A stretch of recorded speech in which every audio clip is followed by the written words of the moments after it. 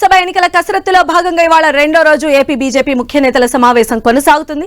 ఈ సమావేశాల్లో ఎన్నికల్లో అనుసరించాల్సిన వ్యూహాలు, పొత్తులపై నేతలు చర్చించబోతున్నారు. మొదటి రోజు సుదీర్ఘంగా సమావేశాలు కొనసాగాయి.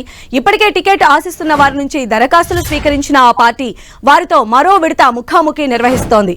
BJP organizing general secretary Shivprakash, జాతీయ కార్యవర్గ సభ్యులు సోము వీర్రాజు, పార్టీ రాష్ట్ర అధ్యక్షురాలు పురంధేశ్వరి, ఆర్గనైజింగ్ కార్యదర్శి మధుకర్ నిన్న సుదీర్ఘంగా చర్చించారు. పొత్తులపై తుది నిర్ణయం కేంద్ర నాయకత్వం తీసుకుంటుందని, ఈలోగా బరిలోకి దిగే అభ్యర్థుల జాబితాకు తుది మెరుగులు దిద్దేందుకే ఈ చర్చలు నిర్వహిస్తున్నట్లుగా పార్టీ వర్గాలు తెలిపాయి. తొలి రోజు ఉత్తరాంధ్ర, రాయలసీమ, ఎన్టీఆర్, గుంటూరు జిల్లాల నాయకులతో హైకమాండ్ చర్చించింది. ఇవాళ మరో 11 జిల్లాలకు సంబంధించిన కన్వీనర్లతో పాటు ఆయా జిల్లాలకు చెందిన ముఖ్య నాయకులు క్లస్టర్ల అభిప్రాయాలను అడిగి తెలుసుకోనున్నారు. రాష్ట్రంలో రాజకీయ పరిస్థితులపై శివప్రకాష్ ఆరా తీసినట్లు రాజ్యసభ సభ్యుడు సీఎం రమేష్ తెలిపారు. ప్రధానంగా పొత్తులు లేకుండా పోటీ చేయగలమా లేదా అనే అంశంపైన శివప్రకాష్ ఆరా తీసినట్లు సమాచారం. ఇక ఏపీలో బీజేపీ యాక్షన్ ప్లాన్ కి సంబంధించి మరింత సమాచారం మా ప్రతినిధి నరసింహ అందిస్తారు. నరసింహ,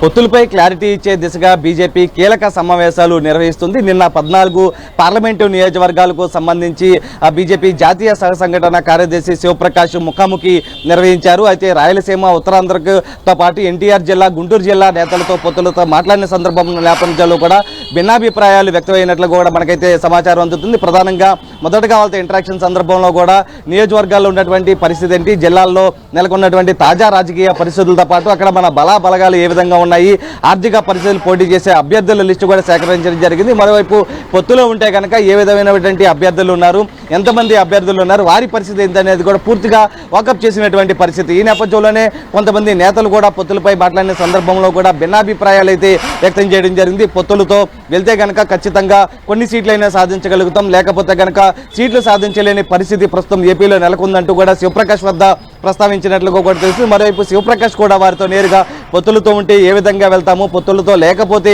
ఏ విధంగా ఉండగలుగుతుంది బీజేపీ అనేది కూడా వారి వద్ద ప్రస్తావించినటువంటి పరిస్థితి. అయితే ప్రతి నేత వద్ద కూడా ముఖాముఖి నిర్వహించిన సమయంలో కూడా పూర్తిగా డేటా అయితే సేకరించడం జరిగింది. అంటే దాదాపు అంటే ఉత్తరాంధ్ర, రాయలసీమకు చెందినటువంటి ముఖ్య నేతలంతా కూడా పొత్తులతో వెళ్తేనే ప్రస్తుతం ఏపీలో బీజేపీ నిలదొక్కునే పరిస్థితి ఉందంటూ కూడా అభిప్రాయపడినటువంటి పరిస్థితి. ఈ నేపథ్యంలోనే చాలా మంది కూడా కొంతమంది అయితే ఏదైతే అధిష్టానం నిర్ణయం ఫైనల్ అంటూ కూడా అధిష్టానానికి వదిలేస్తున్నామంటూ కూడా వారు ప్రకటించినటువంటి పరిస్థితి. అయితే ఇవాళ కూడా 11 నియోజకవర్గాలకు 11 పార్లమెంటు జిల్లాలకు సంబంధించి కూడా సమావేశాలు అయితే నిర్వహించబోతున్నారు. వారికి సంబంధించినటువంటి అభిప్రాయాలు కూడా సేకరించబోతున్నారు. అయితే పొత్తులు లేకుండా పోటీ చేయగలమా లేదా అనేది శివప్రకాష్ నిన్న ముఖాముఖి నిర్వహించిన సందర్భంలో ఆరా తీశారు. అయితే పొత్తులుంటేనే టీడీపీ, జనసేన పార్టీలు సీట్లను ప్రకటించడం ఏంటి అనే అంశాన్ని కూడా శివప్రకాష్ వద్ద రాయలసీమ, ఉత్తరాంధ్రకు చెందినటువంటి కొంతమంది నేతలు ప్రస్తావించారు. దాంతోపాటు పొత్తు లేకుండా పోటీ చేస్తే కనుక పోటీకే పరిమితం అవుతాం తప్ప గెలుచుకునేది ఉండదంటూ కూడా ఇంకొందరు నేతలు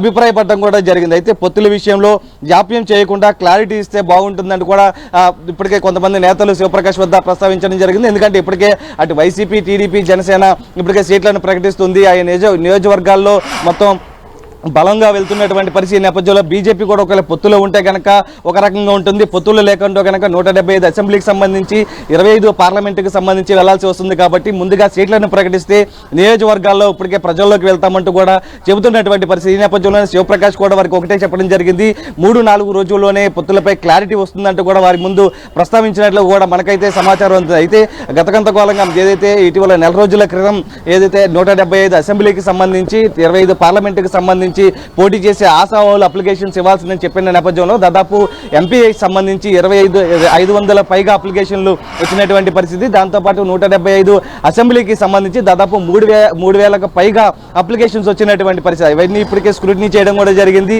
అధిష్టానం ముందు ఉంచినటువంటి పరిస్థితి. ఈ నేపథ్యంలో తాజాగా జిల్లాల కన్వీనర్లు, ముఖ్య నేతలు, క్లస్టర్ల ఇన్ఛార్జీలతో శివప్రకాష్ ముఖాముఖి నిర్వహించిన సందర్భంలో కూడా ఎవరైతే అభ్యర్థులు ఉన్నారో ప్రస్తుత పరిస్థితుల్లో ఎవరైతే పోటీ చేసేందుకు ఆసక్తి చూపిస్తున్నారు, పొత్తులే ఉంటే కనుక ఏ విధంగా ఉండబోతుంది, ఆ అభ్యర్థులు ఎవరున్నారు అనేది పూర్తి లిస్ట్ని అయితే ఆయన ప్రస్తుతం గ్యాదర్ చేయడం జరిగింది. ఇవాళ కూడా 11 పార్లమెంటు జిల్లాలకు సంబంధించి కూడా ఆయన ముఖాముఖి నిర్వహిస్తారు. వారి వద్ద నుంచి కూడా అభిప్రాయాలు కూడా తీసుకుంటారు. అంటే 2 రోజుల్లోనే, రేపు ఎల్లుండిలోనే అధిష్టానం ముందు ప్రస్తుతం ఇవాళ 2 రోజుల పాటు జరిగినటువంటి ముఖాముఖిలో ఎవరైతే అభ్యర్థులకు సంబంధించి, క్లస్టర్ కన్వీనర్లకు సంబంధించి, ఇన్ఛార్జీలకు సంబంధించి ఏ అభిప్రాయాలను అయితే వ్యక్తం చేశారో అధిష్టానం ముందు నివేదిక ఇచ్చే అవకాశం అయితే కనిపిస్తుంది. అయితే పొత్తులకు సంబంధించి కూడా దాదాపు 3-4 రోజుల్లోనే ఒక క్లారిటీ వచ్చే అవకాశం అయితే కనిపిస్తుంది. రైట్ నరసింహ.